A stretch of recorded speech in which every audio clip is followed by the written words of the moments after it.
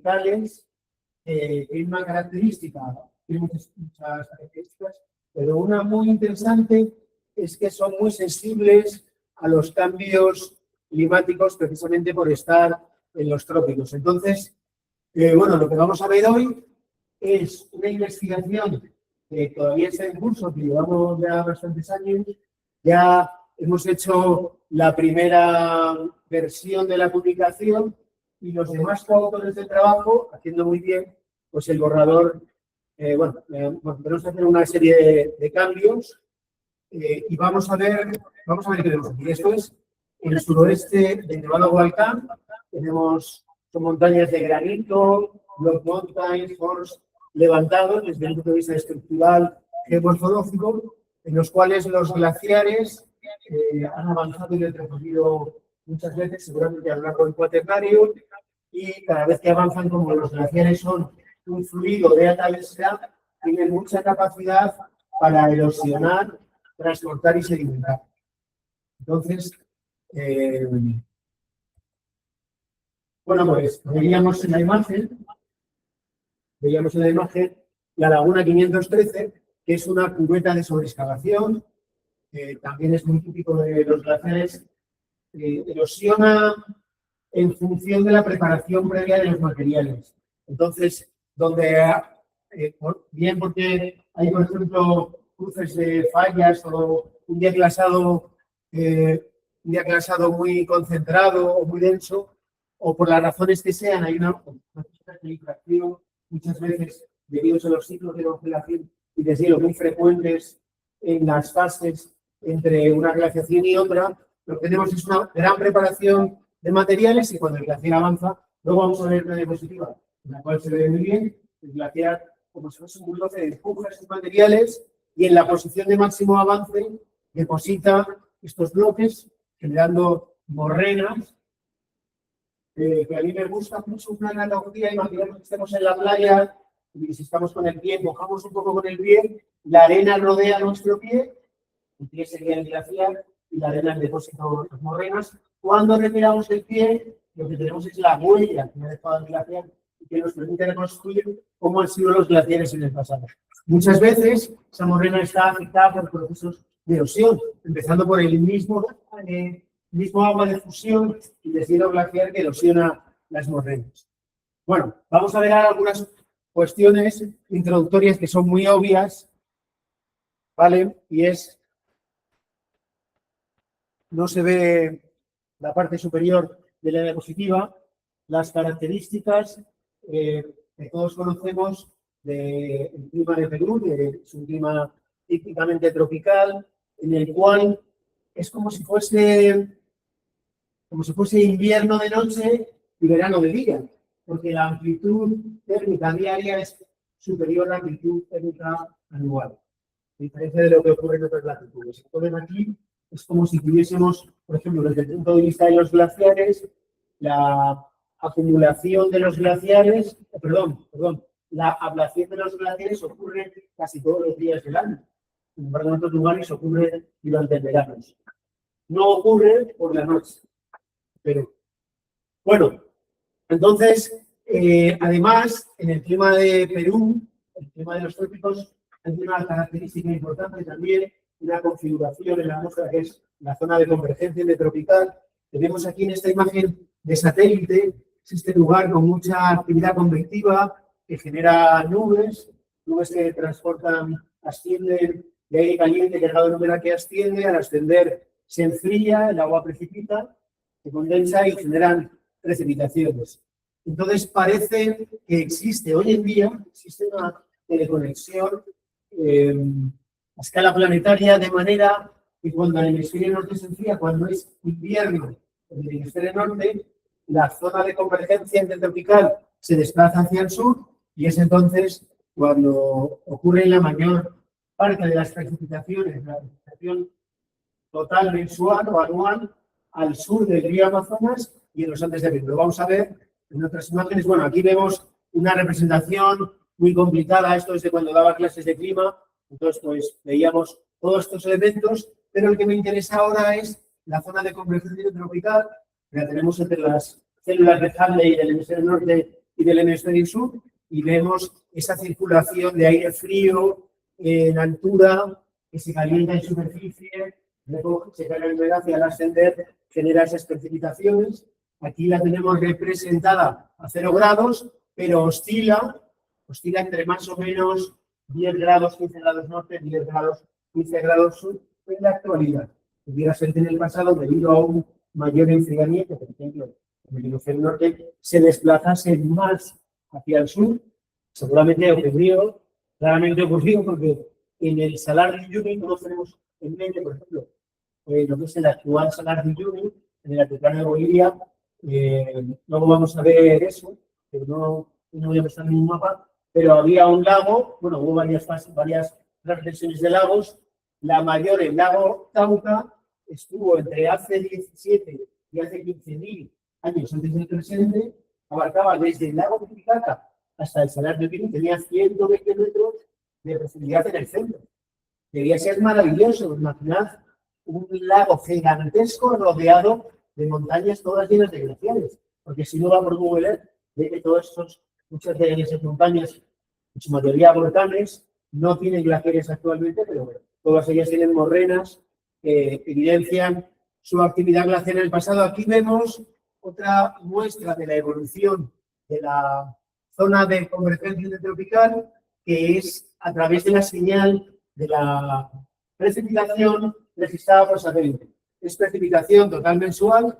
Vemos diciembre, enero, febrero, marzo, abril, mayo, junio, julio. Vemos todos los meses. Este triángulo está marcando la posición de Nevada Corupuna, porque he sacado esta diapositiva de otro trabajo sobre Nevada Corupuna, pero bueno, como todos sabemos, la cordillera Blanca estaría actualmente en unos 2.000 kilómetros, seguramente sean 2.000 kilómetros.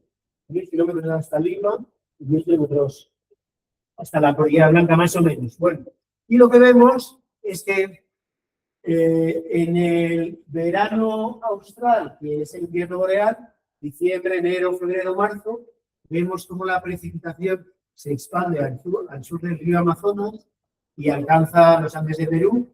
Y sin embargo, después, durante el invierno tropical, el invierno del hemisferio sur, junio, julio, agosto, septiembre, apenas tenemos en agosto, por ejemplo, vemos ese color blanco que revela que no hay precipitación. Entonces, la precipitación también es bastante estacional, aunque bueno, cada vez más, como sabemos, es un tema muy de actualidad y que tiene también mucha relación con la evolución de los glaciares, es el fenómeno ENSO, el fenómeno del niño y la niña.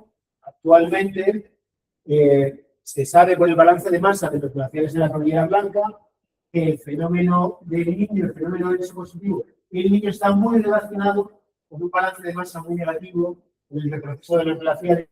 El fenómeno de la niña, iba a decir, está relacionado con un balance de masa positivo.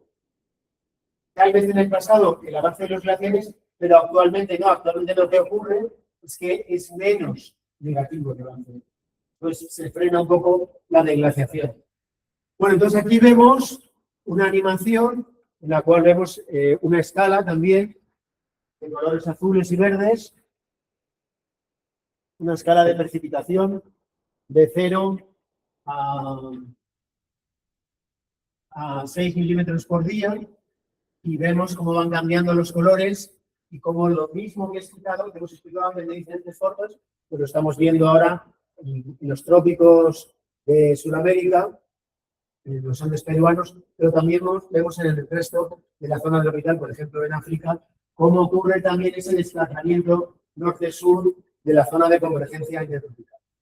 Vale, entonces tenemos el enfriamiento boreal, desata lo que se llama el monzón de verano de Sudamérica. Primero se definió el monzón en la India, en Asia, pero luego se ha definido en Sudamérica también. Entonces tiene varios componentes: un mayor desplazamiento hacia el sur de la zona de convergencia intertropical, un aumento de la humedad en los Andes centrales, y todo eso causa avances glaciares. ¿Qué pensáis? Los glaciares es hielo, entonces, sobre todo en los trópicos, están muy relacionados con el frío, claro. Con el frío uno va a Huaraz, y el Huaraz durante el día hace calor, incluso está sin camiseta y el sol quema. Sin embargo, ahí están los glaciares, porque las montañas son tan altas, de hecho uno sube y puedes llegar a estar en los glaciares. Yo he estado en los glaciares de la Cordillera Blanca, no en las cumbres, pero glaciares muy altos, y estás en camiseta durante el día con camiseta de manga larga para no quemarte por el sol. Sin embargo, por la noche baja muchísimo la temperatura. Y ese frío es suficiente, el frío nocturno es suficiente para que se conserven más o menos esos glaciares. En definitiva, los avances y retrocesos glaciares en los Andes de Perú están muy relacionados con la temperatura, pero también con la precipitación. No olvidemos que los glaciares son masas de hielo que se deslizan de arriba abajo, impulsadas por su propio peso. Entonces puede ocurrir, por ejemplo, que haya un periodo con un frío no demasiado intenso, pero con precipitaciones suficientemente abundantes para compensar y generar el avance de los glaciares. Bueno, aquí tenemos un gráfico muy interesante que nos muestra los proxies paleoclimáticos de los últimos 30.000 años. Algunos proxies. Proxies son datos indirectos de clima. O sea que tenemos varios, vamos a poner aquí la leyenda, tenemos varios que nos indican cómo ha sido el clima en el pasado, y tenemos la localización de esos proxies, y aquí la leyenda que podéis ir viendo. El área gris está representando la presencia de paleolagos en el altiplano boliviano, Paleolago Saxi, Cauca y Coipasa, 3 momentos en los cuales existieron paleolagos. Tenemos también otro proxy, que es el plancton de agua dulce, esa línea de color azul, en los sedimentos, la abundancia de plancton de agua dulce en el lago Titicaca. Aquí tenemos un porcentaje de 0 a 100, tanto por ciento de plancton en el lago Titicaca. Y vemos que en los últimos 5.000 años está extinguido el plancton. No hay plancton de agua dulce en el lago Titicaca. El plancton de agua dulce tiene un intervalo de exigencia ecológica tal que en cuanto la salinidad crece un poco, desaparece, se extingue. Y el lago Titicaca es un lago, tiene una salida por desaguadero, que algunos lo conocéis, pero es muy endorreico, hay mucha agua que llega y poca agua que sale. Muy profundo también. Entonces, actualmente es un lago demasiado salino para que exista plancton de agua dulce. ¿Qué puede haber ocurrido en el pasado para que descendiese esa salinidad? ¿A alguien se le ocurre algo? Estoy acostumbrado a las clases. Me gusta preguntar. ¿Que lloviese más? ¿No? Que lloviese más. Y fijaos cómo al mismo tiempo que tenemos más al sur en el Salar de Uyuni tenemos paleolagos, fijaos en el lago Titicaca, cómo aumenta el plancton de agua dulce hasta alcanzar casi un 90%. Eso en cuanto a la humedad. Pero también tenemos 2 curvas que nos muestran cómo ha sido la temperatura a escala global de la Tierra. Tenemos la temperatura del hemisferio norte, representada por la temperatura de la superficie del mar, al oeste de la península ibérica, por aquí, y también en el hemisferio sur, al oeste de la costa del sur de Chile. La temperatura de la superficie del mar, lo que sucede es que en el mar hay mucha, medio marino en general, hay muchos sedimentos constantes, una sedimentación constante, entonces tenemos muy buenos registros, ¿no? En la ciencia tiene muy buenos registros y por eso se utilizan mucho esos datos de paleotemperatura de la superficie del mar, que es un excelente indicador de cómo ha sido la temperatura del planeta. De hecho, hoy en día se está calentando también el mar. Lo estamos viendo en Perú. En Perú, lamentablemente, no ocurre en la costa. Y yo pensaba que ocurría en la costa, uno llega a la playa y sigue estando fría. Pero aguas adentro, luego me lo explicaron unos amigos del Marte, no, es que eso ocurre aguas adentro. Cuando vemos las noticias o los reportes sobre el Niño, vemos que la temperatura llega incluso a 30 grados, llegando a 25, 26, cuando normalmente puede que fuese 10 grados, ¿no? Temperatura fría que es responsable de la aridez, como sabemos, del clima en Perú. Bueno, pues entonces vemos la evolución de las temperaturas en color rojo el hemisferio norte y en color naranja el hemisferio sur. Y vemos lo primero, que hay lo que se llama el balancín bipolar. Vemos cómo no se comportan de la misma manera la temperatura en ambos hemisferios. Cuando se calienta en el hemisferio, baja en el otro, ¿no? Eso se debe a muchas razones. Una de ellas, por ejemplo, la diferente cantidad de tierra firme que hay en el hemisferio norte y en el hemisferio sur. Hay mayor oceaneidad en el hemisferio sur y mayor continentalidad en el hemisferio norte. Pero vemos también que el comportamiento de la temperatura ha sido diferente.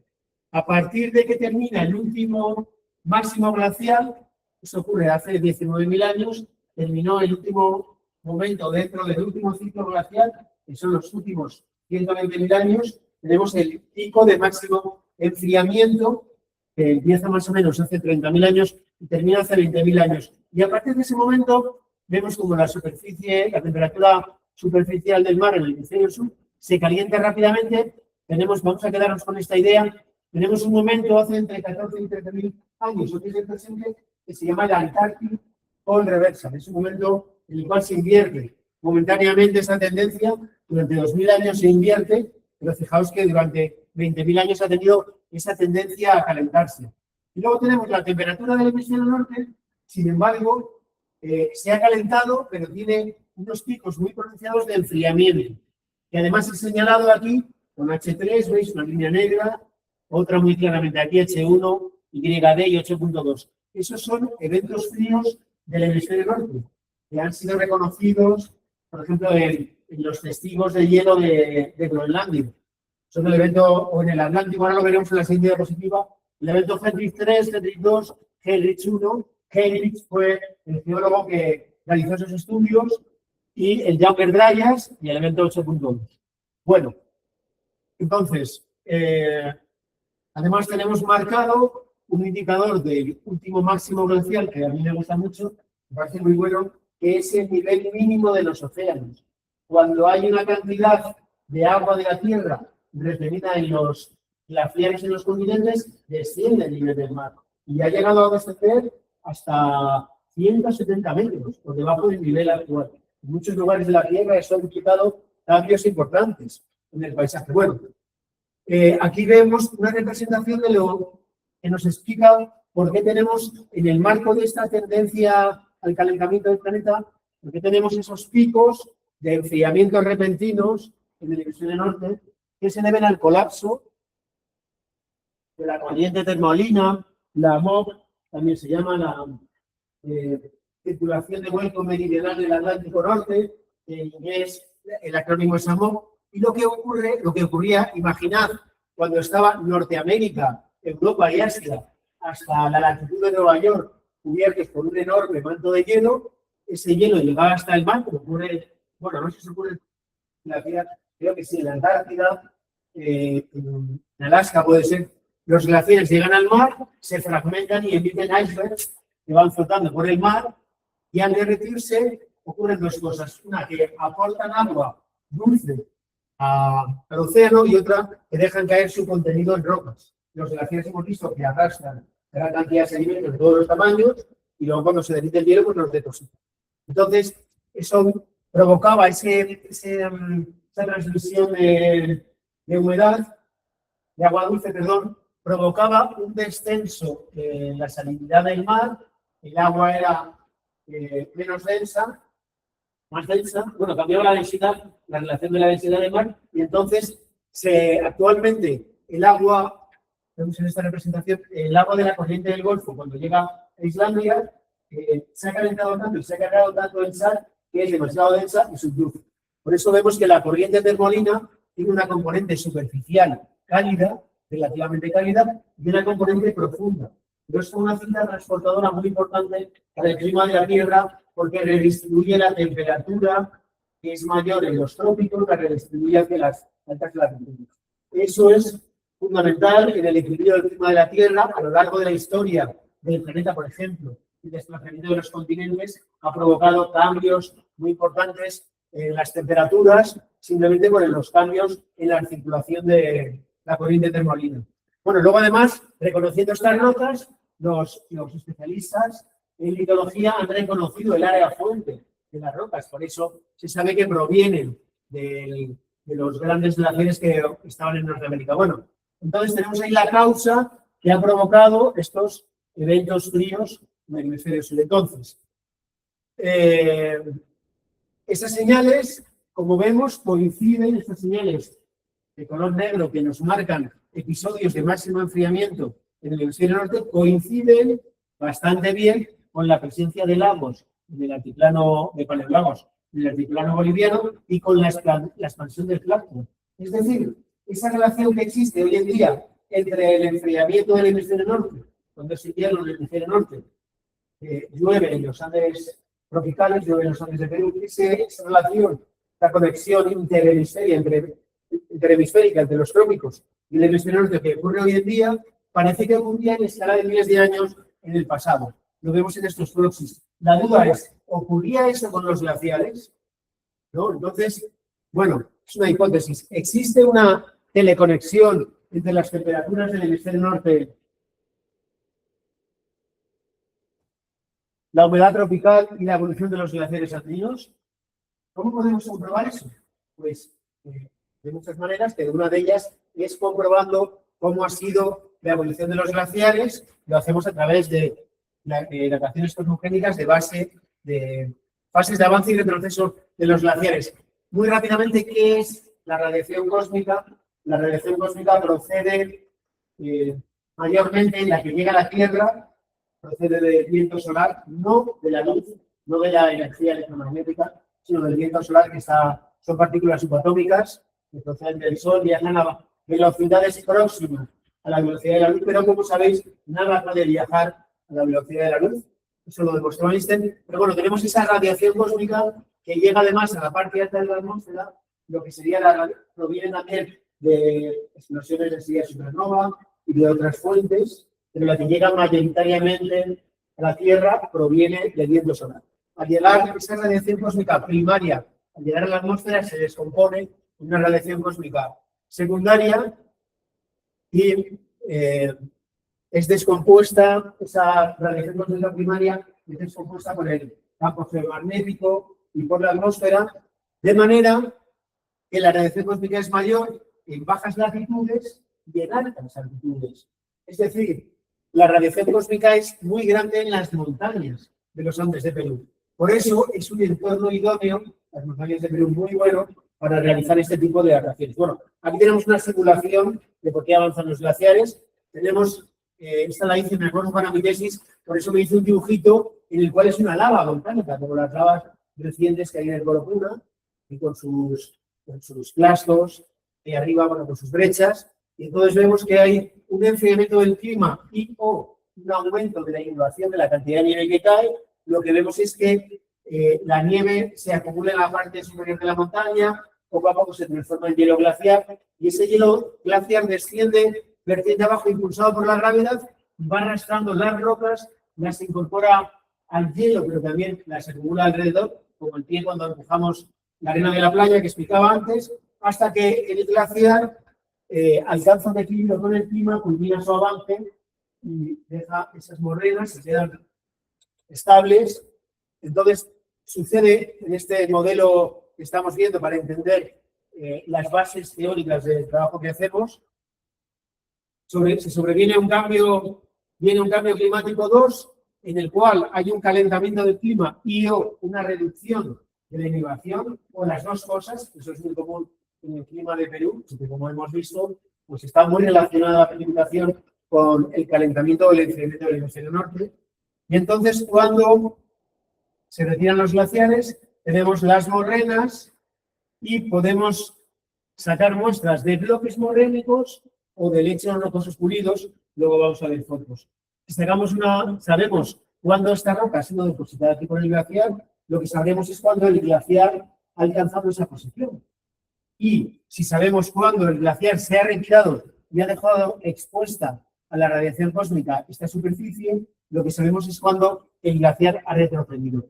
Lo que ocurre en la superficie de las rocas, cuando incide la radiación cósmica, es que empiezan a aparecer una serie de isótopos cosmogénicos, por ejemplo, berilio 10, cloro 36, aluminio 26, hay varios. Nosotros en este estudio hemos utilizado el berilio 10. Siempre que hay berilio en rocas galácticas, es mucho más cómodo trabajar con el berilio. ¿No? Si son volcánicas, por ejemplo, se trabaja con el cloro 36. Bueno, entonces, vamos a ver unas fotos ahora. Bueno, la radiación cósmica genera esos cambios en la superficie de las rocas. Si conocemos la tasa de producción de átomos, de isótopos, que se determina mediante otros estudios, una vez en el laboratorio conocemos la cantidad de átomos de origen cosmogénico que hay en una roca, podemos multiplicar esa cantidad de átomos por la tasa, por la producción por año, la cantidad de átomos cosmogénicos que cada año se producen en las rocas y obtenemos una cronología. Vale, entonces aquí tenemos una morrena, esto es en Hualcán, precisamente aguas abajo de esa montaña que veíamos, de esa cumbre que veíamos en la primera diapositiva, y aquí están mis compañeros con los que he trabajado estos años en una morrena, en un bloque. Lo que hacemos es que vamos a la morrena y buscamos bloques, muy importante que sepamos que están en esa posición desde que los depositó el glaciar. Este parecía bastante evidente, luego los resultados a veces cambian, ¿eh? A veces nos dan sorpresas, pero parece muy evidente, es un bloque grande, parece que no está exhumado. Si lo cogemos de aquí, pues podría haber caído, podría haber un vuelco del bloque, y no lo que estaríamos tratando no es el avance de los glaciares, sino cuando el bloque rodó. Y aquí lo que tenemos es también aguas arriba, aquí vemos las morrenas, que vamos a ver después en un mapa. Tenemos un lecho rocoso pulido, donde generado por toda esa carga de rocas de todos los tamaños. Antes hablabas del tamaño de las rocas, esto cuando doy clases siempre lo digo, para que no se me olvide ver. Arcillas, limos, arenas, gravas, altos bloques. Bueno, pues todo eso lo lleva el glaciar, porque tiene una gran capacidad de transporte, una capacidad heterométrica, transporta rocas de todos los tamaños, pero sobre todo con las arenas, pule. Con las partículas más grandes genera estrías, pero con las arenas genera este pulimento glaciar que es muy característico. Aquí vemos otra morrena en esta laguna. La morrena de la laguna 513 está aquí arriba, y si sacamos una muestra de aquí, como de hecho lo sacamos, no es sobre el resultado, lo que sabemos es cuándo el glaciar se retiró y la radiación cósmica empezó a incidir en esta superficie. Bueno, vamos viendo, aquí vemos cómo se hace el trabajo de campo. Pues con una moladora, o Juan Carlos me acuerdo que sacábamos con un cincel, con una bomba, y me estoy acordando, al lado de la palma, como 6 horas dándole para sacar 1 kilo de roca. Pero bueno, luego llegó la revolución industrial, y entonces ahora vamos con una moladora, hacemos una retícula, así como veis, y salen unas galletitas estupendas.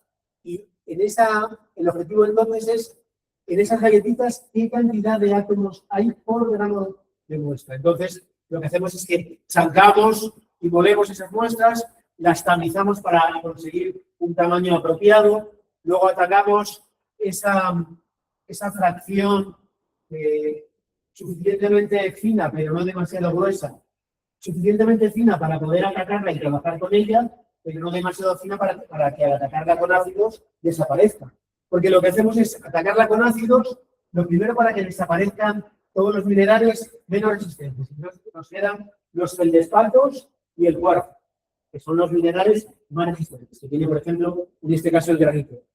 Y lo segundo, para que esos granos, bueno, luego vamos con un separador magnético, y el separador magnético además nos permite quedarnos con los feldespatos y el cuarzo, elimina todo lo demás por las propiedades magnéticas. El cuarzo y el feldespato no tienen propiedades magnéticas y los otros tipos de minerales. Luego al final lo que tenemos es esto, cuarzo y feldespatos, y para seleccionar solo el cuarzo, lo que hacemos es atacarlos con ácidos muy fuertes que son capaces de disolver los feldespatos, incluso redondean, desgastan el cuarzo para que, imaginad un grano, si lo vemos con lupa, el cuarzo tiene unas grietecitas pequeñas donde puede haber berilio 10 de origen atmosférico que contaminaría las muestras. Después se disuelve el cuarzo y se hacen toda una serie de procesos de precipitación química, de evaporación también, de manera que vamos eliminando los otros componentes químicos hasta que al final nos quedamos con el berilio, y en este acelerador de partículas, en este caso está en Francia, lo que se hace es que se disparan las muestras, creo que tiene 4,5 millones de voltios de energía, y lo que hace es que dispara las muestras y al final aquí hay una placa y se recuenta el número de impactos que tiene, ¿no? Entonces, se hace un aproximado, una evaluación de la cantidad de átomos de berilio 10 por gramo de muestra. Vamos a ver los resultados, ¿no? Aquí tenemos un gráfico como el que hemos visto antes, pero más evolucionado. Tenemos los últimos 30.000 años, ya conocemos las temperaturas del hemisferio norte, temperatura del hemisferio sur. Este me gusta mucho porque Con esta escala podemos ver la profundidad de los lagos, que también es un indicador muy bueno, es la altura de los lagos. Bueno, es como la profundidad, la altura en metros sobre el nivel del mar. Y vemos básicamente representados los mismos proxies paleoclimáticos que hemos visto ahora. Entonces, vamos a quedarnos lago Saxi, lago Tauca, Coipasa, Antártico Reversa y tenemos el glaciar máximo, el último máximo glaciar. Y además en los Andes hay trabajos que demuestran en todo el planeta por el nivel RSL, por el Relative Sea Level, el nivel relativo del mar, el descenso del mar, nos marca ese máximo glacial desde hace 26.000 años hasta hace 19.000 años antes del presente. Pero en los trópicos, los avances glaciares empiezan hace 30.000 años. Seguramente es por esa mayor sensibilidad de los trópicos al cambio climático o porque el cambio climático, visto de otra manera, empieza. El planeta empieza a enfriarse por los trópicos y también empieza a calentarse por los trópicos. Seguramente aquí tenemos las áreas de estudio. En realidad, mientras estamos haciendo este trabajo, han publicado otro, con lo cual ahora estamos también trabajando con ese área de estudio, pero no la he incluido en esta presentación. Estamos trabajando en Hualcán, que es el área que hemos visto antes, pero una cosa que hemos hecho ha sido recalcular las edades de las otras áreas de estudio de donde había publicaciones en la Cordillera Blanca. ¿Por qué las hemos recalculado? Porque hasta ahora los datos cambiaban en función de qué métodos utilices para transformar los átomos del helio 10 por gramo de muestra. Hay que transformarlos en miles de años antes del presente. Para eso utilizas una tasa de producción, unas personas utilizaban una tasa, otras otra, unos utilizan una calculadora, un sistema de cálculo, otros otro, y nosotros lo que hemos hecho es, con una calculadora nueva que hay, y aplicando la misma tasa de producción, hemos recalculado con el mismo método todas las listas. Y vamos a ver los resultados. Vale, aquí tenemos estas son las áreas de estudio, y lo que vamos a ver son morrenas marcadas en Google Earth aquí. Entonces, la verdad es que son una geomorfología. A ver si veo a Joseph otra vez. Una geomorfología preciosa. Fijaos, a escala de detalle hemos visto los lechos rocosos pulidos y aquí es lo que se llaman rocas aborregadas. Llega un momento en el que, como decía un profesor mío, cuando te pones las gafas, él decía de videogeógrafo, pero cuando te pones las gafas de geólogo, de ingeniera geóloga, de geofísico, cuando empiezas a ver la naturaleza, ¿no? Entonces, ahora ya seguramente hemos educado nuestros ojos y podemos ver los glaciares y vemos toda esa zona que ha sido afectada por los glaciares y tiene un tipo especial de erosión, de manera, veis la diferencia de textura que hay entre esta parte de las montañas y esta. Entonces podemos incluso visualmente reconstruir cuál era el área ocupada por los glaciares y los glaciares se canalizaban por una lengua hasta llegar aquí. Los puntos azules señalan muestras de bloques morrénicos y los puntos amarillos muestras de lechos rocosos pulidos. Hay uno aquí y otro aquí. No hay muchas porque tampoco hay mucho lechos rocosos pulidos. Vamos a ver, tenemos en Hualcán, tenemos una fase M1, M2. Otra cosa que hemos hecho es homogeneizar los nombres de las fases morrénicas para que se llamen igual en todas partes. Porque en trabajos anteriores de hace 20 años, pues claro, queda muy bien llamarlos con nombres andinos, Rure, bueno, con diferentes nombres, pero parecía mucho más lógico llamarlo desde arriba abajo de la montaña, M1, M2, M3, M4, y aquí tenemos muy bonito, precioso, M5. Fijaos, aquí hay una morrena que está colgada sobre el valle. Todo el valle está excavado y ha cortado la morrena con el área fuente que tenía. Esta morrena es anterior a la excavación de ese valle. Es muy antiguo. ¿Qué tecnología dio?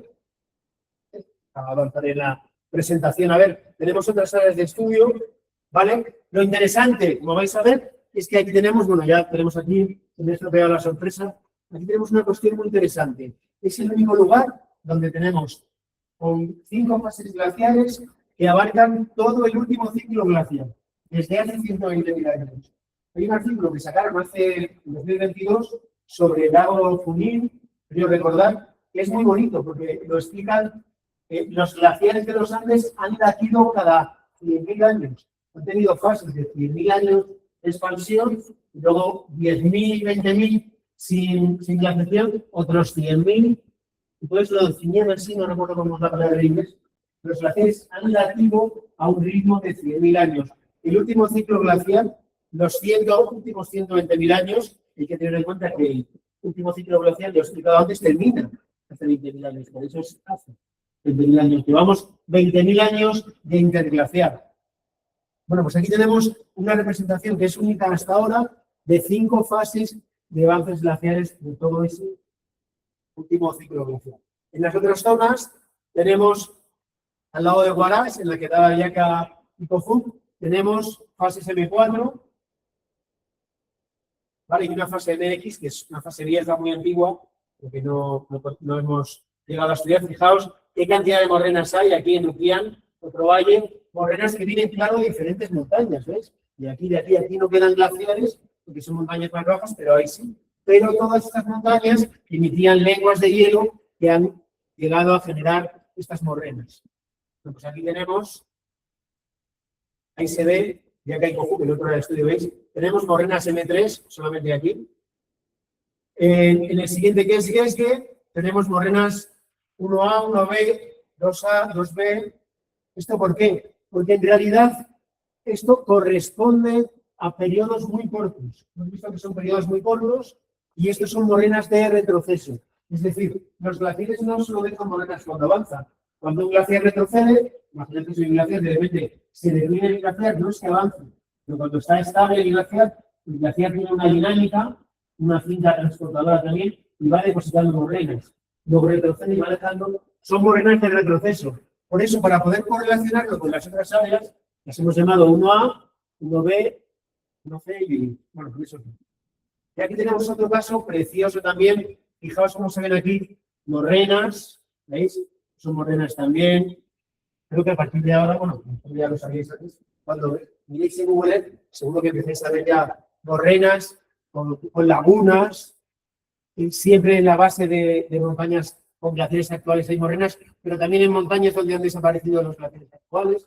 Aquí hay un caso muy parecido al de Hualcán, porque teníamos valles glaciares y luego posteriormente otro valle glaciar ha cortado esas morrenas, con lo cual estas deben ser bastante más antiguas. Y aquí lo que tenemos son fases M2, M3B, M23 y M3A, ¿vale? Bueno, vamos a ver ahora los resultados. Bueno, entonces los métodos. Hemos recolectado las muestras, las hemos clasificado por ese modelo, hemos calculado las edades de todas las fases, en todas las áreas, utilizando el mismo método y la misma tasa de producción. Vale, entonces aquí tenemos un mapa geomorfológico que se hace antes, donde vemos los glaciares actuales y esas morrenas que hemos visto antes, y vemos los resultados. Los resultados con varios valores, ahora estoy entrando, quería haber traído, pero no me aplico a terminarlo, porque estamos intentando tratar esto con una estadística más completa. Pero esto es una estadística más simple que también sigue, fijaros, este es el rango de edades, es decir, la edad mínima que dan las morrenas y la edad máxima, por ejemplo, en este caso de M2, desde hace 14.000 14.000 hasta hace 9.000. Redondeando, este es el promedio de la serie, viene 5, significa que hay 5 edades. ¿Vale? Y esto es, lo vamos a ver después, esto equivale al lago Coipasa y al Llanes Rayas. El hemisferio norte, como hemos visto, hay una relación del enfriamiento del hemisferio norte, los paleolagos en el altiplano boliviano y también con las fases de avance de los glaciares. Vale, vamos a ver estos gráficos. Tenemos esta leyenda, tenemos en color azul bloques morrénicos, como antes. ¿Vale? Que nos indican las morrenas de 1 y 5. Lo vamos a ver como 1, 2, 3, 4 y 5. En color amarillo, los lienzos rocosos pulidos. Las barras, vais a ver un cuadradito con 2 barras, nos indican el error. Es un diagrama de bigotes. Y en color azul, las transgresiones de paleolagos en el altiplano boliviano. Vamos a ver si hay una correlación entre el avance de los glaciares y los paleolagos. Lo vamos a ver en diferentes escalas. Aquí tenemos lo que se llaman estadios isotópicos marinos. No vamos a entrar en explicar eso, pero son una serie de periodos en los cuales se mide el paleoclima, el clima de la Tierra. Pero aquí tenemos las morrenas M1, en Hualcán, M2, M3, ¿veis? M4 y 5. ¿vale? Entonces, vemos que coinciden muy bien con esas fases de humedad, estas no, pero ¿qué tenemos ahí? ¿Qué tenemos ahí? Ahí tenemos el último máximo glacial. Es decir, los glaciares han avanzado. Recordad, durante el último máximo glacial, todos los glaciares de la Tierra avanzaban, también aquí. Pero luego, en el marco de la glaciación global, lo que tenemos es, como consecuencia de la interrupción de la corriente termalina, ¿os acordáis? Los icebergs que eran emitidos en Norteamérica interrumpían la corriente termalina. Hemos tenido episodios puntuales de enfriamiento que han permitido esos avances glaciares. Pero ahora tenemos, esto es una escala mucho mayor, entre 0 y 180.000 años. Aquí lo vemos ampliado, entre 0 y 40.000 años antes del presente, y esto es, dentro de la investigación, dentro del recálculo de edades más estadístico, estamos viendo que resulta que también estas edades que parecía que no coincidían con Coipasa y con Tauta, es decir, no coinciden, entonces glaciares que no coinciden con un forzamiento del hemisferio norte, no coinciden con un enfriamiento del hemisferio norte que además provoca precipitaciones que generan paleolagos y avances glaciares, pero resulta que sí coinciden con el Antártico Core-Reversa. En definitiva, lo que está ocurriendo es que hay forzamiento del hemisferio norte y forzamiento del hemisferio sur, que se han ido alternando, pero todos quedan reflejados en la Cordillera Blanca, en los Andes de Perú, porque son montañas muy altas y los glaciares muy sensibles a los cambios climáticos. Y ahora vamos a ver, estos son los resultados. En Wildcat vamos a ver los resultados de todas las áreas de estudio. Entonces, bueno, aquí tenemos las fases morrénicas. Esto parece complicado, pero no es nada de Wildcat. Fases 1, 2, 3, 4 y 5. Yaka y Bohuk, que solo había fase M4, ¿os acordáis? Ukian, que solo había fase M3. Gesge, que teníamos estas. Y Heyes. Eso es lo que significan estos gráficos. Eso es el promedio. Y esto es el intervalo de error, que como veis, en algunos casos es bastante grande. Pero bueno, lo que tenemos es que se repite el mismo modelo. Bueno, aquí hay una leyenda simplemente que explica lo que acabo de explicar yo ahora. Se repite el mismo modelo, porque ese ha sido el gran descubrimiento que tenemos del Antártico Reversa, porque de hecho hay una discusión entre un francés, un equipo de unos franceses y peruanos también, y otro equipo de... No, perdón, entre un estadounidense y otro, entre dos equipos científicos que unos fueron a Colombia y dijeron en este glaciar ha avanzado con el Antártico Reversa. Entonces pensaron, todos los glaciares tropicales avanzaron durante el Antártico Reversa. Los otros en la Cordillera Blanca, no, es Younger Dryas. Todos los glaciares avanzaron con el Younger Dryas. Como ocurre que otra vez en ciencia muchas veces, tienen razón los dos. Y eso lo podemos ver aquí. ¿No? Vemos las diferentes áreas. Desde hace más tiempo a hace menos tiempo, tenemos avances glaciares coincidiendo con el NGM temprano. No el último máximo glacial global, sino el temprano que hubo en los Andes tropicales. Luego, además, eso enlaza con el último máximo glaciar global, donde además llega un momento en el que el enfriamiento del planeta además genera ese aumento de precipitaciones que genera el lago Saxi, el paleolago Saxi en el altiplano de Bolivia. Y luego tenemos, al final del último máximo glaciar global, cuando empieza a retroceder los glaciares en todo el planeta, lo que tenemos, y empieza a calentarse el clima de la Tierra, lo que tenemos es esas interrupciones, enfriamientos de 1.000, 2.000 años de duración, 3.000 años, que son los eventos Heinrich. Y en Younger Dryas, aquí tenemos Heinrich 1, Younger Dryas, vemos que generan las transgresiones de los paleolagos Tauta, pero también estas fases de avance glaciar. Y ya durante los últimos 10.000 años, muy interesante, esto que voy a contar ahora, en relación con el fenómeno del Niño, eso parece que está claro, no es por este estudio, sino por otros, parece que hasta hace 10.000 años lo que había era una niña débil. ¿Se entiende, no? Tenemos el fenómeno de la niña y el fenómeno del niño. Niña es un descendiente un poquito de mar, significa llueve más en las montañas, nieva más, pero en la costa no. No tiene muchas indicaciones en clima. Y niño significa llueve menos en las montañas, los glaciares retroceden, pero ya vamos a terminar, no os preocupéis. Pero llueve menos en el fenómeno del Niño. Pero entonces, lo que parece, según muchos estudios, es que tenemos en todo el último, en esos ciclos glaciares, que he comentado antes, de los cuales el último máximo glacial es el último pico frío dentro del último pico glacial de los últimos 20.000 años y abarca este periodo de tiempo. Aquí teníamos Niña Débil y parece ser que la degradación está muy relacionada, hoy en día lo está, y parece que los datos demuestran que durante los últimos 10.000 años también, con la aparición del niño. El niño costero, el niño modoki y el niño canónico, ¿no?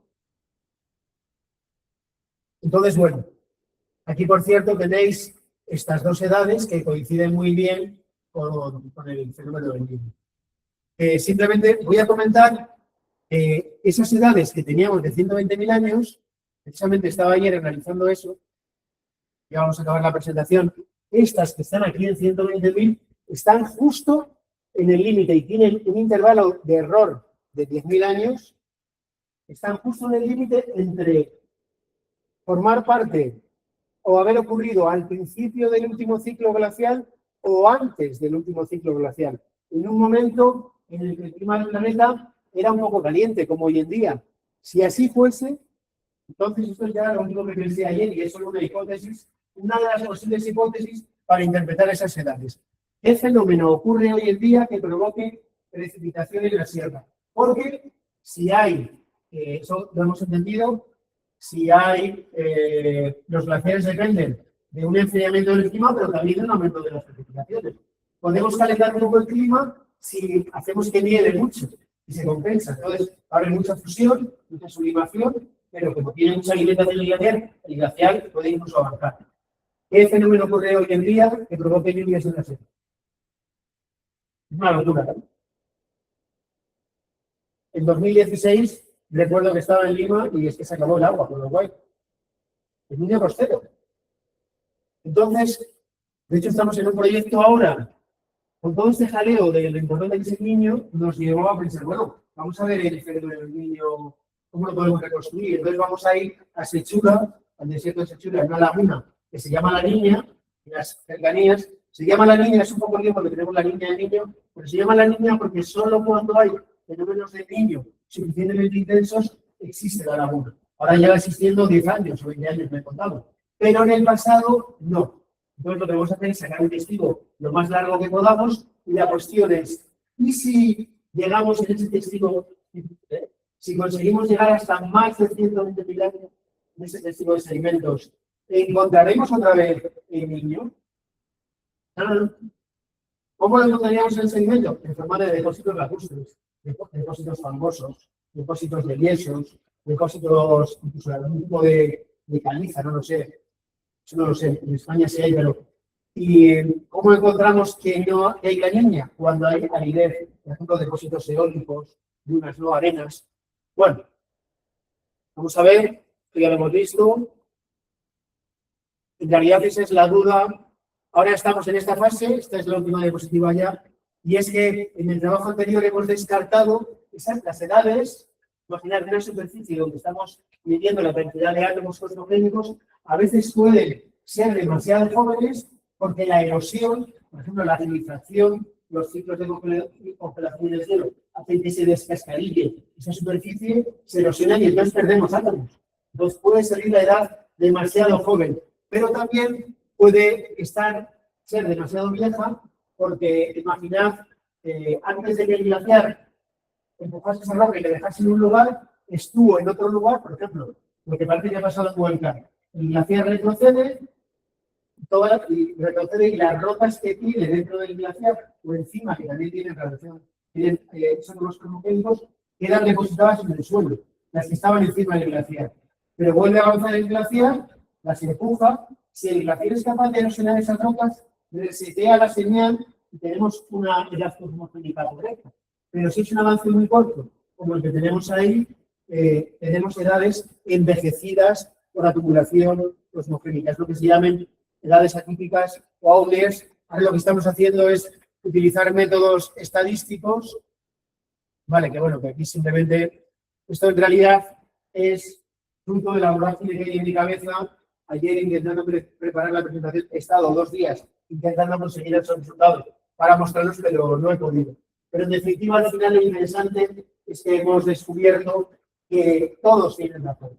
Ha sido una vinculación entre los glaciares de las montañas con el enfriamiento del hemisferio norte, con un forzamiento del Atlántico del hemisferio norte y también con un forzamiento del Atlántico. Esto es, para que os hagáis una idea, lo que estamos haciendo estadísticamente, si se hiciese a mano, hay que ser muy bueno en estadística, pero simplemente, bueno, si se aprende a utilizar el programa, lo que tenemos, lo que estamos trabajando es con curvas de densidad de probabilidades y en eso estamos ahora para delimitar. Si queréis, bueno, esto es además un software gratuito y lo que hacemos es introducir en ese software los datos que nos da el laboratorio y de esa manera calculamos las edades. Aquí lo que tenemos son miles de años antes del presente y luego probabilidades relativas y aquí al final lo que tenemos es una morrena de 12.000 años, ¿veis? Y tenemos el 95% de la probabilidad, es una campana de Gauss, está comprendido aquí. Entonces, básicamente la estadística se basa en eso. Entonces, voy a mirar el reloj porque no sé cuánto tiempo llevo hablando. Gracias por vuestra atención, por haber permanecido aquí y también a los que están en casa si hay alguien aquí. Ahora lo interesante sería, no sé, hablar, preguntar.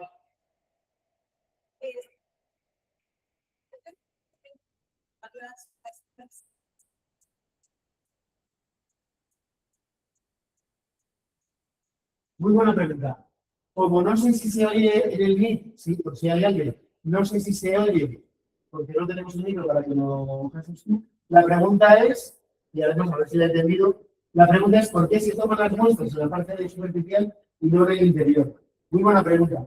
Porque la radiación cósmica viene del exterior de la roca y además se va atenuando a medida que penetra la roca. La radiación cósmica se atenúa con la profundidad. Llega un momento en que dentro de la roca no hay superposición. Por eso tomamos la superficie de la roca. Y por eso cuando hay erosión, va restando radiación, isótopos cosmogénicos y nos dan edades más jóvenes de lo que en realidad tiene la forma.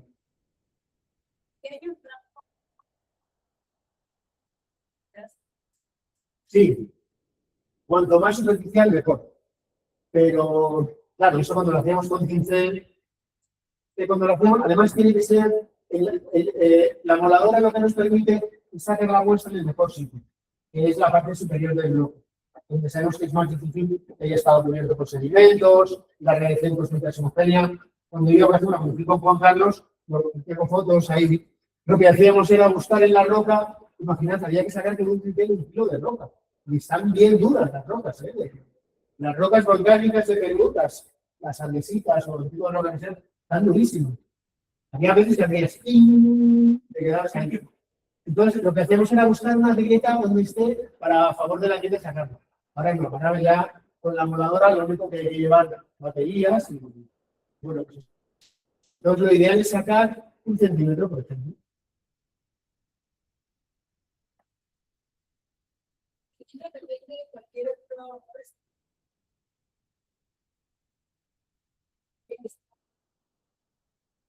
Bueno, eso es importante también. Por ejemplo, tienes que llegar y ver el bloque. A veces llegas en un bloque que está partido en dos, por ejemplo. Y te tienes que dar cuenta que el bloque está partido en dos, o que hay una parte, si no lo observas, pero me acuerdo un bloque que tenía una cuarta parte del bloque caída en el suelo. Entonces, si no te das cuenta, puede haber sido por media clase, por filtración, por la suma de las dos cuestiones. Entonces tienes que analizar a ver qué puede haber ocurrido, porque vamos a sacar la muestra nos va a costar 700 euros, precio de amigo, analizarla más todo lo que vale las campañas y no vas a saber el resultado hasta después. Entonces, me estoy acordando ahora, es como cuando hacías fotos, algunos se acordarán aquí, cuando hacías fotos sin tenía que revelar el carrete. ¿Te acuerdas? Que no sabía lo que iba a salir. Pues eso pasa un poco a mí también. Ahora hacemos la foto final y lo vemos sobre la marcha y repetimos. Entonces, hay que analizar todos los elementos muy bien para evitar otro factor muy importante, es la erosión, pero no la erosión del bloque, la erosión de la morrena, la exhumación. Porque la morrena está formada es una masa heterométrica de bloques de todos los tamaños que ha empujado el glaciar. Entonces, cuando se erosiona el depósito, también empiezan a aflorar bloques. Y a veces sacamos la muestra, eso nos ha pasado en Chachas. Chachas es increíble también. Bueno, sí. Nos ha pasado en Chachas, el Valle de los Volcanes, nos ha pasado que de repente sacamos unas muestras y dan todas edades muy jóvenes. Porque, claro, lo que pasa, imaginad, Arequipa es una zona muy árida, los que conozcáis Arequipa, entonces hay poca vegetación y por esto lo hemos aprendido, claro. Cae la nieve, se derrite y la escorrentía de esa nieve erosiona la morena y van saliendo bloques de dentro de la morena. Entonces lo que estamos datando es la erosión de la morena. Pero, afortunadamente, se nos ocurrió que normalmente en estos trabajos no hemos hecho rocosos pulidos. A mí me encanta. Entonces nos puso la parte de la montaña y cogimos 3 lechos rocosos pulidos que nos dan 11.000 años. Retrocedieron hace 11.000 años. Coinciden con el Corocuna y con otras montañas. Entonces, ¿qué resultados tan malos? Pensé al principio, porque tenemos 11.000 años en la parte de atrás de la montaña y 9.000 en las morrenas. Es imposible. Pero si lo que estamos datando, eso también es interesante, lo que estamos datando es la erosión de las morrenas. Es decir, estamos datando un periodo en el cual hay poca vegetación, porque permite que no hay fitoestabilización, las morrenas se erosionan, llueven o nievan, pero la nieve se cae rápido también. Bueno, esos resultados están ahí, a ver si los veremos.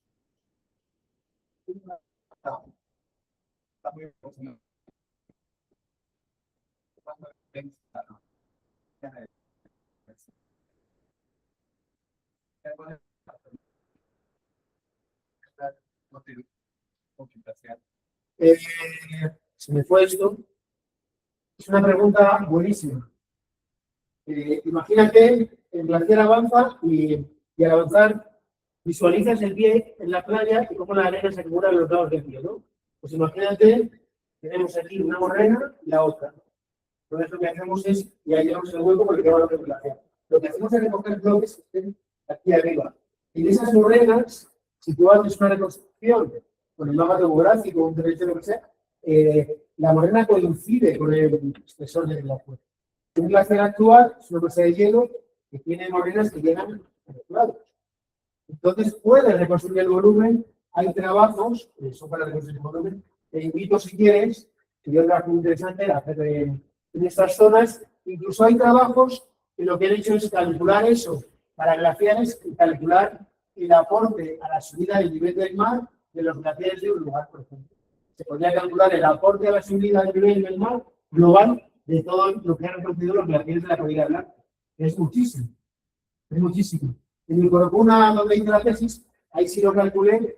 Había actualmente, bueno, he ido reconstruyendo, actualmente hay 40 kilómetros cuadrados de glaciar. En el pasado había 1.000 kilómetros cuadrados.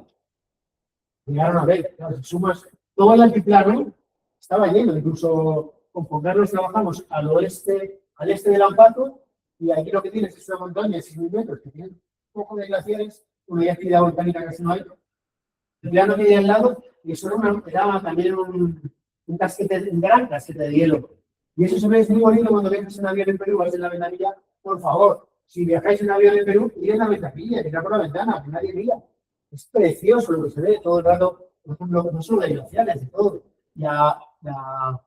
El enlace entre la rampa del altiplano y la costa es increíble, todo lo que se ve ahí, cosas que hay, que parece que no pasa nada, pero está lleno de todo tipo de fenómenos. Hay otra pregunta por ahí, creo, antes, ¿no? Así, entonces, para la técnica podemos hacer la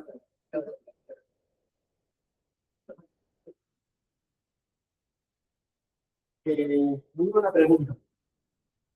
Sí, podemos proyectar a futuro. Ahora, de hecho, estamos ensayando en una tesis de pregrado de un estudiante del Callao. Una cosa que me gusta de Perú porque te encuentras unos cracks, te encuentras auténticos cracks. Está participando en uno de los proyectos de investigación que estamos haciendo, como una de las puntas, digamos, ¿no? De cada uno de las fronteras de la investigación, y él está haciendo su tesis de pregrado. ¿Qué pasa? Que es un estudiante, sabe trabajar muy bien en Python, se ha puesto con nosotros, pero ahí lo que estamos haciendo es proyectar al futuro cómo ha sido hacer un modelo de cómo ha sido la evolución en las últimas décadas de los glaciares del Corocuna para proyectar al futuro con un programa en función de cómo son los diferentes escenarios de cambio climático de tipo. Lo que hacemos con estas cronologías mucho más extensas, de 1000 años, 10.000 años, es comprender el acoplamiento entre los glaciares y la atmósfera y el sistema global, mejor, ¿no? Pero también tenemos las morenas L1, y estas son de la pequeña Endero, que es la última vez que los glaciares avanzaron. Entonces, para ir hacia el futuro, sí que es importante por estos métodos conocer la cronología de cuándo avanzaron los glaciares, que además se conocen bien con muchos métodos, por ejemplo, los testigos de hielo que sacó Thompson, de que en Calla tú haces la desviación con respecto al promedio, es decir, la anomalía de la acumulación, y se ve muy claro entre el siglo XIII y el siglo XVIII, se ve muy claro cómo hay un pico ahí de mucha acumulación. Y eso coincide con dataciones cosmogénicas, como las que hemos hecho, con dataciones con límites también.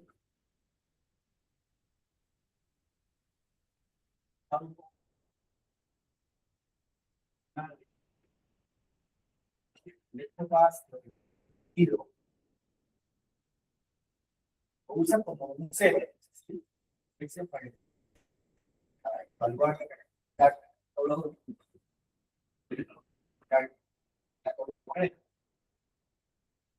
¿qué características requeridas para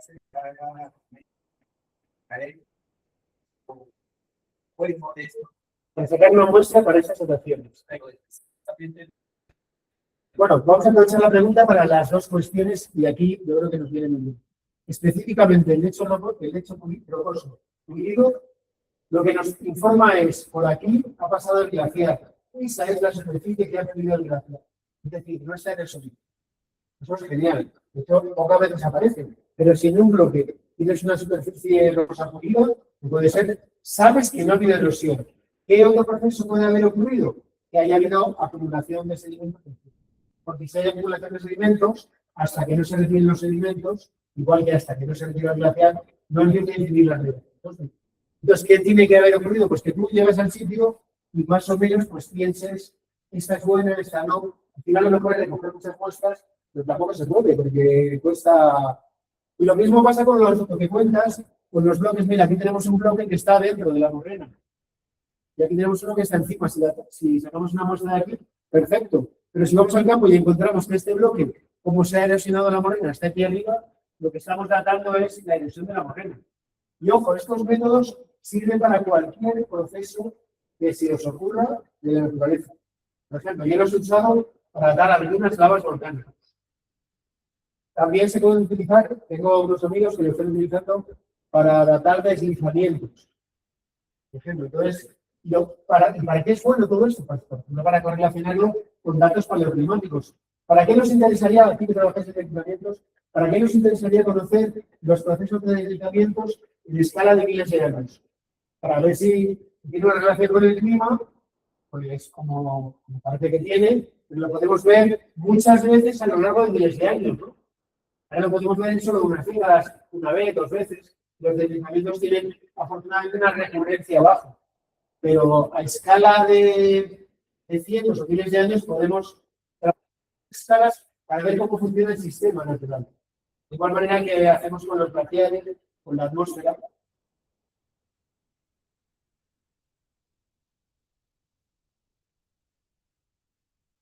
Lo que entender es cuando hacemos casado para ver la muestra, trata de extraer de lo que está en superficie, no lo que está en fondo. Exacto, mira, aquí tenemos una foto. Esto es, claro, no se veía, aquí tenemos una foto y aquí tenemos otra. Imagínate que esa foto, que no es así, pero es una foto en detalle de ahí. Pues tú llegas a la superficie del bloque y además te encuentras de todo ahí. Pero también ha habido, se ha erosionado, ¿qué pasa aquí? Es toda una responsabilidad. ¿De dónde sacamos la muestra? Ahí parece que hay menos erosión, entonces la sacas. Realmente se cree que nada, no vamos a ver a ver qué tal ha salido, ¿no? Pero bueno, es lo que tenemos. Ahí tenemos lo que tendríamos aquí, si te fijas, sacamos ese primer centímetro, claro, es que si sacamos menos, De alguna muestra que todavía de otro sitio tengo la curiosidad porque lo tengo anotado, incluso usando emuladora, siempre que podemos sacar con cincel, sacas con cincel. Porque tienes que ahorrar la batería, te van a acabar la batería y te vas a quedar sin sacar muestra. Y hay veces que llegas y te encuentras que hay unas capas, no sé si habéis visto, pasa mucho, debe ser por los procesos del enfriamiento de la noche, los signos de enfriamiento por la noche, la termoplastia, que se llama, pero a veces hay una capa muy finita, se puede sacar. Entonces, tengo algunas muestras por ahí que son de, como si fuese un papel. Entonces, a ver qué ha servido antes. Porque lo ideal, cuanto más fino, está mejor, porque no haya atenuación de la radiación cósmica. Claro, todo eso, además, estamos asumiendo que la radiación cósmica, perdón, por ejemplo, que el campo geomagnético, aquí hay gente de física, hay mucho más que yo. Estamos asumiendo que el campo geomagnético terrestre ha sido igual siempre. Aunque luego en la herramienta, es muy bonito entrar, la herramienta CREP, porque dices diferentes modelos. Claro, cada estudio dice modelo, nosotros hemos elegido uno, pero te sale la curva de variación del campo geomagnético terrestre. Claro, aquí es lo que sucede en la ciencia, que todas las áreas beben de otras áreas.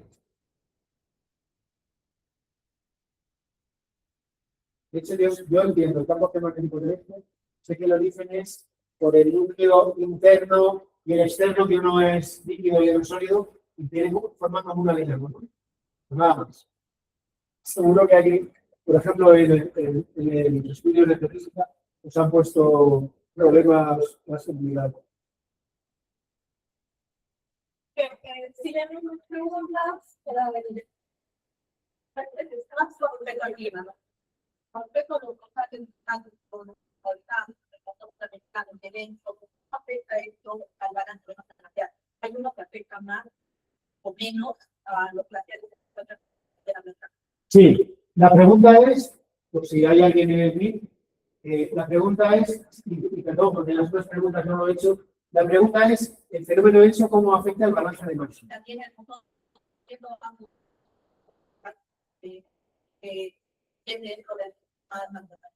El monzón de Sudamérica, son muy buenas preguntas, vamos por partes. El fenómeno ENSO afecta el fenómeno del niño, además es que lo he visto, de repente planificamos una campaña, vimos en Google en las imágenes de los glaciares, y en 2016-17 hubo un niño fuerte allí, ¿verdad? Había un retraso glaciar enorme hasta tal punto que no pudimos llegar al glaciar, lo que pensábamos. Entonces, y además, hay unos trabajos de un científico muy bueno que se llama Buille, lo ha demostrado estudiando balance de masa de glaciares, que hay una correlación clara entre el fenómeno ENSO positivo, el niño, y el balance de masa negativo. Entonces, el balance de masa, también tenemos fotografías. Hay una estación meteorológica, 5.800 metros en el Corocuna, y tengo un amigo que cuando va allí saca fotos. Los cinco no la pusimos, pero hay otra gente que ha ido. Y de repente cuando la pusimos nosotros, ese mismo año, con el fenómeno ENSO, toda la montaña sin nieve, solamente los glaciares actuales, que se reconocen muy bien como lenguas de hielo. Cuando miréis en Google Earth una imagen, reconocéis rápidamente que ese glaciar son lenguas, como lenguas de helado que caen por la de yogur, que caen una lengua. Pero cuando es nieve, es mucho más irregular la distribución de la nieve. Sin embargo, esa misma imagen, tenemos una foto de tiene la nieve hasta casi el pluviómetro, que tenía esta altura, y la nieve llega por aquí, porque ese año había caído mucha nieve. Entonces, el fenómeno de la niña, lo que hace hoy en día, en este marco global, en esta tendencia global de retroceso glaciar, de degradación, lo que hace la niña es atenuar la degradación, porque de repente un año nieva mucho y ese año lo primero es que no hay niños, entonces pues no retrocede ese año, y luego compensa un poquito. Pero estamos en un marco global de degradación. Lo digo porque para que de verdad haya una avance glaciar, eso ocurrió en el último máximo glaciar y lo que había era la niña débil, es decir, la ausencia del niño. Y la otra pregunta que era muy buena era el balance, el monzón sudamericano. ¿De qué manera influye? Total. Necesitamos precipitación para que los glaciares avancen. Pero una cosa importantísima también que he aprendido es la altitud de la isoterma de 0 grados de la temperatura del aire. Es decir, no es lo mismo que llueva que nieve, que precipite nieve, que no que precipite lluvia. ¿Entiendes? Porque si cae el agua, si lo que cae sobre el hielo es agua en estado líquido, lo que va a hacer es fundir el hielo. Lo que pasa es que mayoritariamente en Perú está tan alto siempre en las montañas y sobre todo lo que hay que tener en cuenta es que no es la altura del glaciar, sino la altura de 2.000 metros o 2.000 metros que hay por arriba, está muy frío. Entonces, casi siempre, yo lo que digo es que siempre es hielo. Ya, perfecto. La mayoría de glaciares son los que llegan a la vertiente del Pacífico. Sin embargo, en la vertiente del Atlántico, la mayoría de glaciares tienen una mayor reducción actual. Pero si se sabe que el entorno americano debería aumentar la precipitación y el balance de demanda de energía debería ser positivo, ¿por qué los glaciares del Atlántico se reducen con mayor velocidad que los glaciares que miran a la vertiente del Pacífico? Porque es una cuestión muy interesante que le interesaría mucho a un compañero que tenemos un proyecto, podríamos colaborar en estas cuestiones. ¿Por qué? Pues mira, yo creo que hay que tener en cuenta varias cuestiones. Por ejemplo, la altura de la montaña. La altura de la montaña que está relacionada con eso que he comentado. No es lo mismo que llueva, no es lo mismo que nieve. Habría que ver esas variables. Y luego también la altitud de la línea de equilibrio de los glaciares, que es la línea por encima de la cual está la zona de acumulación, la zona donde predominan los procesos que favorecen el balance de masa positivo, es decir, la precipitación en forma de nieve, pero también la redistribución por el viento, la redistribución eólica de la nieve y las avalanchas, la que morfología de alrededor lo permite. Por encima de esa altitud de la línea de equilibrio, que es una altitud de 5.400 metros, está la zona de acumulación, pero por debajo está la zona de ablación. Y eso se ve muy bien en los glaciares, porque se reconocen. La zona de ablación es donde predomina la sublimación, muy importante en Perú, y mira cómo se ve aquí, y la fusión. Entonces, cuando vas a los glaciares, además, ves penitentes, y la zona de ablación es de color gris, porque hay penitentes y grietas, y sin embargo, la zona de acumulación es blanca, porque tiene la nieve que ha caído ese año y se ha conservado, y está apelmazándose poco a poco, porque el paso de nieve glacial es que los copos de nieve, seguramente, bueno, es que aquí en Perú, las montañas es una nieve muy granulada, ¿no? Que parece como detergente, como, no es el típico copo de nieve de las películas. A veces sí, pero os imagináis un copo de nieve que es típico cristal de hielo perfecto. Si tú amontonas eso, cuando vas a hacer una guerra de bolas, no iba a decir cuando eres niño, pero yo vamos a ver primero que si hubiese la nieve, haces una guerra de bolas y las tienes que aplicar para lanzarlas, no, no se. Entonces, lo que pasa en varios años, a lo largo de varios años, es que esa capa de nieve recién caída que se conserva se va apelmazando poco a poco hasta que se va transformando en nieve muy apelmazada, firme, y luego finalmente en hielo glaciar. Es lo que luego se desliza de abajo. Impulsamos estos repesos y repito eso porque se lo escuché a un glaciólogo argentino y me encantó la mejor definición de glaciar que he escuchado. Entonces, lo que comentas, por ejemplo, que Icaya, que lo conozco bastante, yo también lo conozco, pero estamos trabajando en Icaya. Icaya está en la vertiente del Amazonas, un caso como el que comentas, tiene 5.400 metros de altura solo, es una planicie muy grande y que todavía tiene glaciares. Pero eso sí, los glaciares de Quelcaya, esta zona gris, casi todo Quelcaya es eso. Entonces, yo creo que está retrocediendo. Ya eso, cuando la ELA, ese límite, supera la altura de la montaña, todo el glaciar es zona de ablación y la masa de hielo está condenada a desaparecer en el plazo de tiempo que el clima necesite para fundir el hielo. Es decir, no todos los glaciares están desapareciendo en el plazo de tiempo que el clima necesite para fundir el hielo. Muchos glaciares se retroalimentan anualmente porque tienen acumulación, se está generando el hielo glaciar todavía. Entonces habría que ver, quiero que veas esas variables, la altura de la isoterma de 0 grados, por ejemplo. Aunque la tendencia general de los glaciares, a pesar de que haya zonas de capas donde las zonas ¿Dónde hay balance de masa positivo? cuando hay etapas donde hay mayor precipitación, mayor este balance de masa positivo no Ya. supera la tendencia de desplazación o el balance de masa negativo promedial para los glaciares de Puede ser a lo mejor solo una parte del año con balance de masa positivo. Claro, y A lo mejor un año. claro, Es muy interesante. Por ejemplo, un año de la niña puede haber habido balance de masa positivo. Te refieres que he ido con balizas y con pozos, ¿no? claro. Porque parece que también ¿Qué trabajo es eso? sí estoy actualmente trabajando en la parte de los glaciares que se encuentran, todo el chico glacial que clima para priorizar. Vale, que son. Como Yaca, Sí, yo lo conozco como Yaca, Cojú, Parón. En Parón es donde está la Cesón Rájul, que ahí es donde hay más datos de balance de masa. sí. Entonces trabajas con los lila. Perfecto, el tope control. Ah, con hueso, sí, sí. Es dinámico. Sí. Muy bien. ¿Hiciste la tesis con él? No. ¿O estabas en cenámico? No, tuve la oportunidad de conocerlo y bueno, vimos una pequeña. Yo dije que está desarrollando actualmente un sistema de monitoreo para esta entrada. Yaca, final, ambos, para determinar grupos de delitos ocasionados también por eventos como los dos, debido a las deportaciones que actualmente hay en el.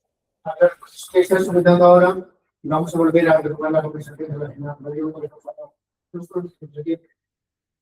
Hay un tema también que he visto, y es que, por ejemplo, en el Corofuna, cuando los glaciares se han retrocedido, hay lugares, son antiguas lavas que están pulidas, con esa forma borregada, están pulidas, no tienen esas derechas de las lavas recientes, y tienen desprendimientos en los lados. Entonces, ahí influyen varias cuestiones, por ejemplo, y relacionado con lo que alguien ha comentado por aquí de la isostasia, y claro, es que un espesor de hielo de 100 metros, de 20 metros, es un peso considerable.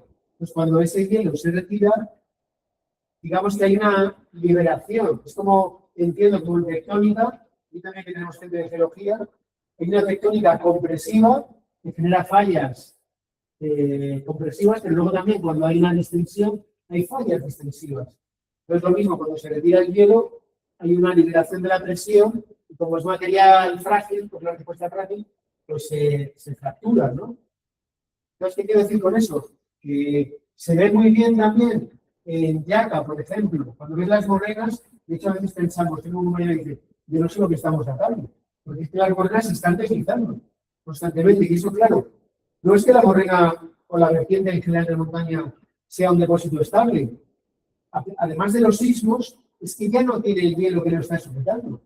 Pues cuando no tiene el hielo que lo está sujetando, esto va relacionado con lo que preguntabas antes, los deslizamientos pueden ocurrir tiempo después de las lluvias. También pueden ocurrir tiempo después de que se retiró el hielo. Y también seguro que tiene mucho que ver la presencia de hielo dentro del depósito. Cuando desaparece ese hielo, eso también está ocurriendo, se desestructura y se producen esos deslizamientos. Además, antes habéis visto una diapositiva, esta diapositiva de la Laguna 513 que la tenéis ahí, cuando estábamos sacando estas muestras, que ha sido por lo menos 2 o 3 veces, y cuando sacas muestras, estás aquí varias horas.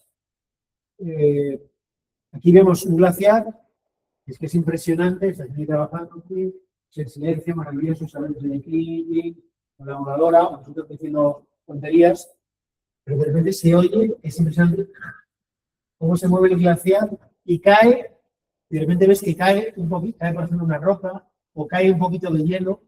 Claro, eso es lo que de repente se detona por un sismo, o simplemente porque se inestabiliza y provoca pues un caso como el de Yungay, sin laguna ni nada, o un caso como el que aquí hay en la 513, evidentemente, o casos similares. Aquí no sé si conocéis este caso de la 513, es tan emblemático que la cooperación suiza colocó aquí un sistema de alerta temprana con geófonos, me suena, ¿no? Lo que voy a contar.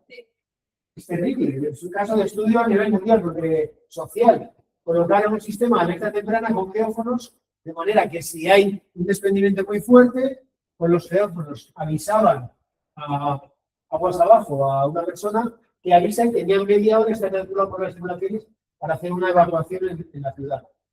Bueno, pues resulta que un año que no había precipitaciones, una persona que además no es de la cordillera, es de los pueblos del frente de la Cordillera Negra, y con la intención simplemente de, bueno, aparte de no tener, no sé cómo decirlo, pero una persona para empoderarse además, para hacerse líder, empezó a convencer a la gente, porque ese año se estaban empezando las lluvias. No llueve por los aparatos que han puesto. Los aparatos de los grifos que quitan la lluvia. Entonces subió la gente. Yo tengo fotos de antes y de después. Imaginad una valla de estas que tiene de alambre, que tiene unos tubos largos, estaban aplastados hasta abajo, con piedras. O sea, con un odio subieron allí, destruyeron todo y encima, al día siguiente, llovió. Con lo cual, esa gente ya era un proyecto de la cooperación suiza y un montón de dinero en un lugar que tiene un montón de peligros. Porque es que se ve aquí, imaginad.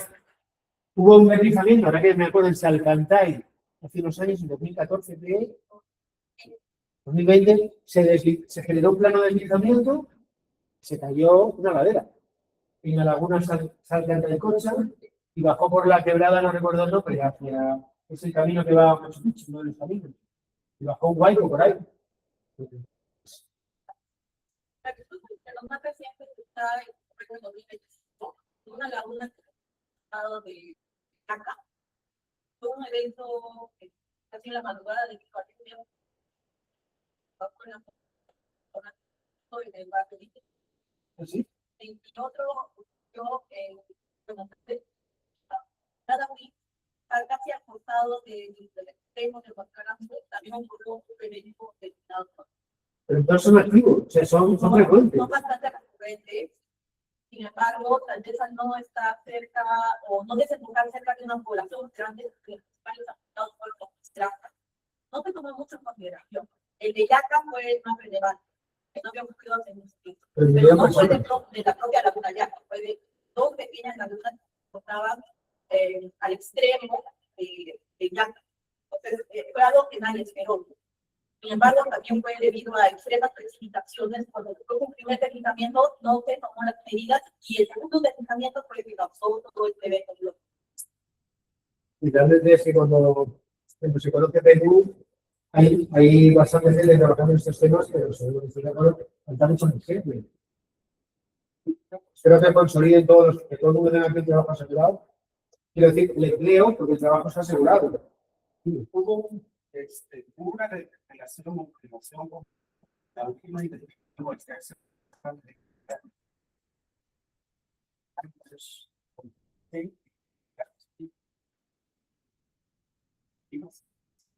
Hubo una campaña en la cumbre de Huascarán, conozco a algunas personas que estuvieron ahí. Estuvo Thompson, creo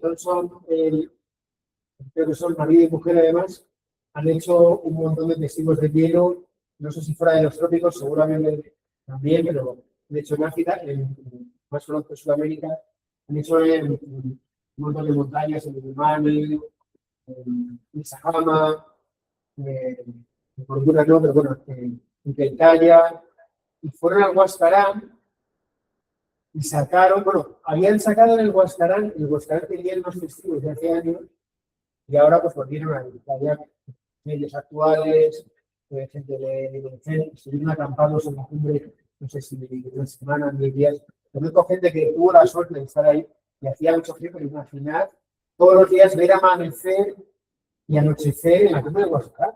Es que se vería, voy a decir, se vería toda la Amazonía, se vería el Atlántico. Pero perdón, estoy yendo por la pregunta es, si hay resultados, si eso también ayuda un poco. Que yo sepa, no se ha publicado todavía. Entiendo que un estudio así debe ser súper complicado, porque imagínate, no solamente tienes que ir ahí y sacar el testigo de hielo, tú tienes que llevar el testigo de hielo a tu casa sin que se deshiele, que se conserve la estratigrafía del hielo. Tiene que tener unos envases isotermos. Me contaron en Hualcán, sacaron una vez, y conocí gente en Huaraz, tenía mucha gente trabajando, entonces, además, no va a llegar hasta ahí. cogían los cilindros y iban a un sitio. Pues es que eso, hasta que no llega a la Universidad de Ohio, creo que es Ohio, yo digo, que tiene unas naves abajo cero, con testigos de hielo de todas partes. Y luego eso lo tienes que mantener helado y analizas, por ejemplo, la acumulación, eso es fácil de entender, eso lo entiendo yo, que es ver la estratigrafía del hielo y ver la cantidad de nieve que ha caído cada año. Porque además puedes diferenciar más o menos entre una época y otra, la nieve. Luego ves también el aire que hay, la posición del aire que hay. Entonces no han salido los estudios, esos de hace 2 o 3 años, que no me extraña. Pero, por ejemplo, si vais a la página de la NOAA, seguramente la conozcáis, en la NOAA de Estados Unidos, y a falta de que llegue alguien de inteligencia superior y haga desaparecer eso, porque hoy me he enterado que en el Servicio Meteorológico de Argentina han despedido a 250 personas con la motosierra, los tenían un proyecto, o sea, porque tenían un proyecto con Sename, y se ha caído internacional, se ha caído la parte de Argentina, porque alguien con la motosierra ha pensado, esto es una huevada, o del clima para qué sí. Hasta que pase algo. ¿Por qué decía esto? De Argentina y Argentina. ¿De qué estamos hablando? Gracias. Los testigos y los resultados. ¿Qué tiene relación con lo que estamos haciendo? Claro, en la página del NOAA, en el NOAA Paleoclimatology Program tenéis una cantidad de información impresionante, gracias NOAA, de esas curvas que he sacado yo, son sacadas de ahí, pero es que te puedes descargar un KMZ de Google Earth donde te vienen 50 puntos, y lo estoy inventando, pero a lo mejor son más, del mundo, donde tienes los datos de temperatura de la superficie del mar de los últimos 100.000 años de un sitio. Tienes 50 puntos. Tienes temperatura de la superficie del mar, datos de testigos de hielo, datos de incendios, datos de fósiles, un montón. ¿Verdad? Entras ahí para el fenómeno del niño, a lo mejor lo conocéis también, y en otra parte que es donde están los datos del índice ONI, a mí me gusta mucho, que es, bueno, ese que es 3 meses, bueno, según la tendencia que se durante 3 meses, hay periodos trimestrales de la niña o del niño, ¿no? Entonces, una vez me descargué todos los datos y hemos construido un gráfico muy bonito desde 1950 y te permite definir fases del niño y del niño. Está muy bien. Entonces, si tiene que ver, claro, tiene que ver los que, sobre todo, los que tienen una escala temporal suficiente como para abarcar los periodos de tiempo en los que trabajamos. Pero también todos trabajamos en definitiva en lo mismo. Nosotros también. Todos estamos trabajando en ciencias de la Tierra, ¿no? Entonces, la información que sacas de uno, por ejemplo, nosotros estamos trabajando mucho con geofísica ahora, haciendo geofísica con tomografía eléctrica y georradar del Corocuna. Y hemos descubierto que aproximadamente un 10% de los glaciares del Corocuna están cubiertos por depósitos, laderas con rocas. Es decir, que es un poco mayor la cantidad de hielo, la reserva de agua que hay, que no está protegida en la radiación solar por rocas. Por ejemplo, no sé si alguien trabaja aquí en tomografías eléctricas o... Pues hay que ser como tomografista para entenderlo, porque explican todo, no es que no lo entiendo. Estamos trabajando también con el permafrost. Ahí. Entonces, con el permafrost, por ejemplo, empezamos a ver que efectivamente el fenómeno del niño y de la niña también repercute en el permafrost, que son capas de suelo congelado, porque cuando hay la niña y hay nieve, hay un pequeño crecimiento o se atenúa la reducción de la capa de suelo congelado del permafrost. Claro, esto lo estoy pensando ahora, cuando hay nieve, como sabéis, pues tenemos una capacidad de reflexión de la, ¿cómo se llama? De la zona tanto tiempo sin parar. Se llama la capacidad de reflexión de la superficie de la radiación. El albedo. Hay un albedo muy alto cuando hay nieve. Entonces, cuando se va la nieve, pues el albedo es mucho menor y va desapareciendo el permafrost. Entonces, tenemos temperaturas de 10 años ya o 12 años de permafrost en profundidad y vamos viendo como también tiene una relación. Por están haciendo señas. Chicos, aplausos para los dos. Sí, yo aplaudimos porque nunca se ha organizado una exposición con tantas cosas. De verdad. Ahora lo bueno sería que tuviésemos aquí una merienda y hubiésemos seguido conversando. Muchas gracias, doctor. Gracias. Bueno, y gracias porque hay gente en casa.